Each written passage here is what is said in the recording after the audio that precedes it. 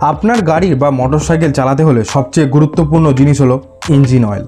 কিন্তু বাজারে এত রকম অয়েল পাওয়া যায় যে অনেকেই কনফিউজ হয়ে যায় কোনটা ভালো আর কোনটা ব্যবহার করব। আজকের ভিডিওতে আমরা বিস্তারিত জানবো বাজারে পাওয়া যায় এমন সব ধরনের ইঞ্জিন অয়েল সম্বন্ধে। ইঞ্জিন অয়েল কী এবং কেন দরকার? প্রথমেই জানি ইঞ্জিন অয়েল আসলে কি কাজ করে। ইঞ্জিন অয়েল গাড়ির ইঞ্জিনের ভেতরের যন্ত্রাংশকে লুব্রিকেশন দেয় যাতে ঘর্ষণ কমায়। তাছাড়া ইঞ্জিন ঠান্ডা রাখতে, ময়লা পরিষ্কার করতে আর মরিচা বা ক্ষয় রোধ করতেও সাহায্য করে। তাই ভুল ইঞ্জিন অয়েল ব্যবহার করলে ইঞ্জিন নষ্ট হয়ে যেতে পারে। বাজারে পাওয়া যায় এমন ইঞ্জিন অয়েল। মিনারেল অয়েল, এটা সবচেয়ে বেসিক বা সস্তা ইঞ্জিন অয়েল।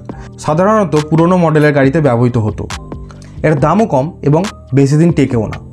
যারা বাজেট ফ্রেন্ডলি তাদের জন্য উপযোগী। দ্বিতীয় হচ্ছে সেমি সিনথেটিক অয়েল। এটা মিনারেল আর সিনথেটিক অয়েলের মিশ্রণ।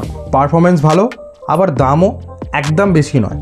মোটরসাইকেল বা সাধারণ পার্সোনাল কারে এই অয়েল বেশি জনপ্রিয়। সিনথেটিক অয়েল সবচেয়ে আধুনিক ও উন্নত মানের অয়েল। ইঞ্জিনকে দেয় সেরা প্রোটেকশন, লম্বা সময় পর্যন্ত ভালো থাকে। হাই পারফরমেন্স কার বা বাইকের জন্য বেস্ট।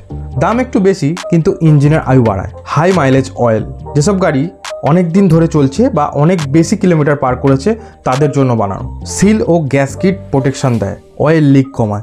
পুরনো ইঞ্জিনে এটা ব্যবহার করলে ভালো ফল পাওয়া যায়। ভিসকসিটি গ্রেড বা গ্রেডিং সিস্টেম। ইঞ্জিন অয়েলের বোতলে দেখবেন লেখা থাকে যেমন 10W40 এবং 20W50। এটা হলো ভিসকসিটি গ্রেড বা অয়েলের ঘনত্ব। এখানে ডাব্লু মানে উইন্টার। প্রথম সংখ্যাটা ঠান্ডা আবহাওয়ার অয়েলের ঘনত্ব বোঝায়। দ্বিতীয় সংখ্যাটা গরমে কেমন পারফরমেন্স করবে সেটা বোঝায়। তাই গাড়ির ম্যানুয়াল দেখে এই অনুযায়ী গ্রেড বেছে নিতে হবে। কোনটা বেছে নেবেন? যদি আপনার গাড়ি নতুন হয় সিনথেটিক অয়েল বেস্ট। সাধারণ পার্সোনাল কার বা বাইকে সেমি সিনথেটিক ব্যবহার করতে পারেন। পুরনো গাড়ি বা বাজেট ফ্রেন্ডলি অপশানের জন্য মিনারেল অয়েল ভালো। অনেক চালানো বা পুরনো ইঞ্জিন হলে হাই মাইলেজ অয়েল ব্যবহার করা উচিত।